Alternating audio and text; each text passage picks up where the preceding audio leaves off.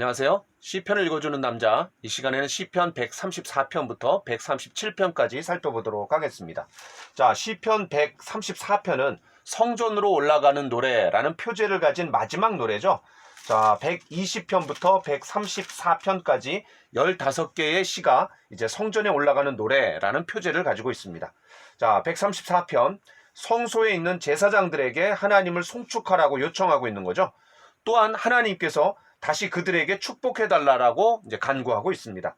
자, 신약 성경에서는 이제 믿는 성도 모두가 제사장이라 그랬어요. 베드로전서 2장 4절 5절에 보면은 보배로운 산돌이신 예수께 나와 너희도 산돌같이 신령한 집으로 세워지고, 여기서 이제 신령한 집은 신앙 공동체, 교회를 말하는 거죠. 신령한 집으로 세워지고 예수 그리스도로 말미암아 하나님이 기쁘게 받으실 신령한 제사를 드릴 거룩한 제사장이 될지니라. 그러니까 산돌이신 예수님께 회개와 믿음으로 나온 또 다른 산돌들이 이제 신앙 공동체라는 이제 건물로 비유된 그런 신앙 공동체라는 교회를 이루어서 거기에서 어떻게 하라는 거예요? 신령한 제사, 예배를 드릴 거룩한 제사장이 되라. 모두가 하나님 앞에 제사장이다 라고 얘기하고 있습니다. 때문에 성소에 있는 제사장들에게 하나님을 송축하라 라고 요청하는 것은 모든 성도들에게 하나님을 찬양하고 송축하라, 하나님 축복하라, 뭐 이런 얘기죠. 자, 135편입니다. 위대하신 하나님을 찬양하라 라는 이제 그런 내용입니다. 특별히 하나님의 구속의 그런 위대한 행위인 출애굽과 또 가나안 정복 때문에 다른 어떤 신들보다도 선하시고 위대하신 하나님이다 라는 것을 이제 찬양하라고 요청하고 있는 거죠. 자, 특별히 4절에 보니까 이스라엘을 자기의 특별한 소유로 택하셨다 그랬어요. 여러분, 어떤 말씀이 떠오릅니까? 출애굽기 19장 5절에 시내산으로 하나님께서 이스라엘 백성들을 인도하셔갖고 이제 언약을 맺으시는 거죠. 그때 뭐라고 말씀하십니까? 세계가 다 내게 속하였나니 너희가 내 말을 잘 듣고 내 언약을 지키면 너희가 내 소유가 되겠고 제사장 나라가 되겠며 거룩한 백성이 되리라. 예, 하나님께서 온 세상의 구속을 위해서 이스라엘 백성들을 특별히 선택하시고 당신의 소유로 삼아주신 거죠. 자, 그런데 베드로전서 2장 9절에 보면 또 뭐라고 나와 있어요? 오직 너희는 택하신 족속이요 왕같은 제사장들이요 그의 거룩한 나라요 그의 소유된 백성이니 이는 너희를 어두운 데서 불러내어 그의 기이한 빛에 들어가게 하신 자의 아름다운 덕을 선전하게 하려 함이라. 그러니까 출애굽기 19장 5절 6절의 말씀을 그대로 받아갖고 신앙 공동체인 신약의 교회가 어떤 역할이에요? 바로 똑같이 제사장 나라, 또 소유된 백성, 그리고 왕같은 제사장, 그렇죠? 택하신 족속, 똑같다라는 거죠. 자, 그래서 이스라엘 백성들을 택하셨듯이 이제 신약 시대에는 예수 그리스도를 통해서 믿는 그리스도인들을 하나님이 택하셔갖고 이제 세상의 복음화를 위해서 사용하신다라는 겁니다. 자, 이제 마지막 부분에서는 이스라엘 족속 그리고 제사장들과 레위인들을 바로 찬양으로 초대하고 있죠.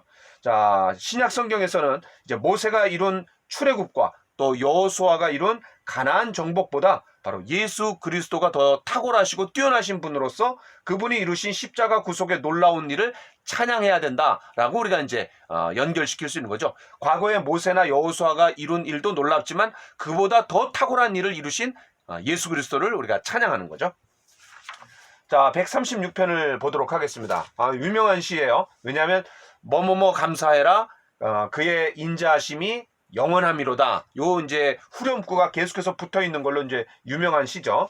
자, 여기서 이제 인자하심은 히브리어로 헤세드라는 말입니다. 헤세드. 자, 그런데 이 헤세드가 뭐냐? 바로 하나님께서 인간과 언약을 맺으시고 그 언약을 맺으신 거에 대한 신실하시다, 또 충성하시다, 이런 의미입니다. 언약적 신실함이다. 이렇게 여러분 생각하시면 좋겠어요.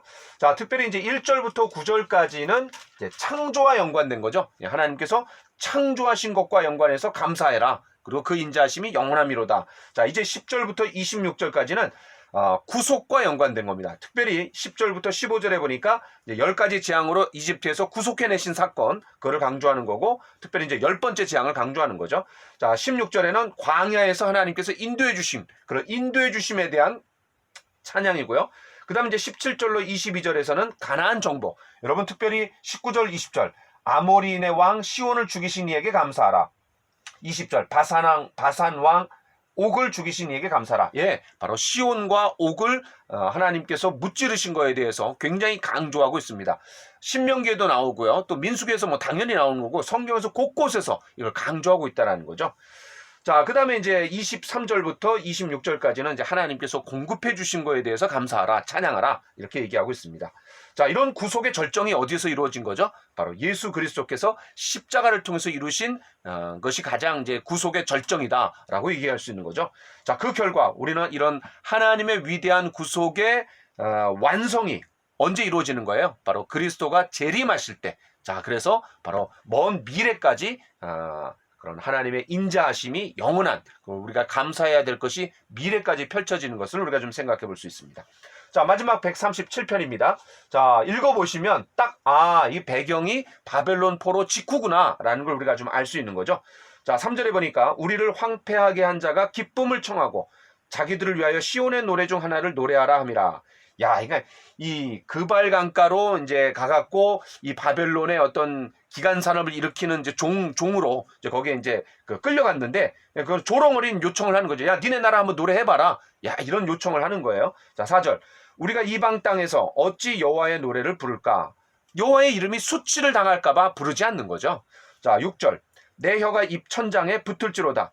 벙어리가 되어도 무방하다는 거죠. 자, 7절. 아마도 에돔이 당시 이스라엘이 바벨론에게 멸망당할 때 조롱하고 즐거워했던 것 같아요. 또 고소해했던 것 같아요. 자, 에스겔서 35장 15절을 읽어보겠습니다. 이스라엘 족속의 기업이 황폐함으로 네가 즐거워한 것 같이 내가 너를 황폐하게 하리라. 세일산아 너와 에돔 온 땅이 황폐하리니. 예, 바로 바벨론 포로로 잡혀가는 그런 과정에서 에돔이 아주 고소해하고 그걸 정치적으로 이용하고 아주 즐거워했던 것 같아요. 그래서 하나님께서 좀 다스려달라, 보복해달라, 이렇게 얘기하는 거죠. 자, 8절. 멸망할 딸 바벨론아, 내가 우리에게 행한 대로 내게 갚는 자가 복이 있으리로다. 자, 하나님의 보응이 임한다라는 거죠. 하나님의 공의대로. 특별히 이제 그 하박국 1장 11절에 보니까요. 그들은 자기들의 힘을 자기들의 신으로 삼는 자들이라. 이에 바람같이 급히 몰아 지나치게 행하여 범죄하니라. 그러니까 하나님께서 이스라엘 백성들을 치는 회초리로 삼아주셨는데 하나님이 허용하신 범위 그 이상으로 더 나아가서 자기를 완전히 그냥 신처럼 여겼던 거죠. 이 바벨론 족속이. 그래서 지나치게 행한 것에 대해서 하나님이 이제 심판하시는 거다라는 것을 이제 하박국에서 이야기하고 있는 거예요. 자, 그래서 멸망할 딸 바벨론아, 내가 우리에게 행한 대로 내게 갚는 자가 복이 있으리로다. 내 어린 것들을 바위에 메어치는 자는 복이 있으리로다. 바로 하나님이 그대로 보응하실 것에 대해서 이야기하고 있는 겁니다. 자, 여기까지 하겠습니다. 감사합니다.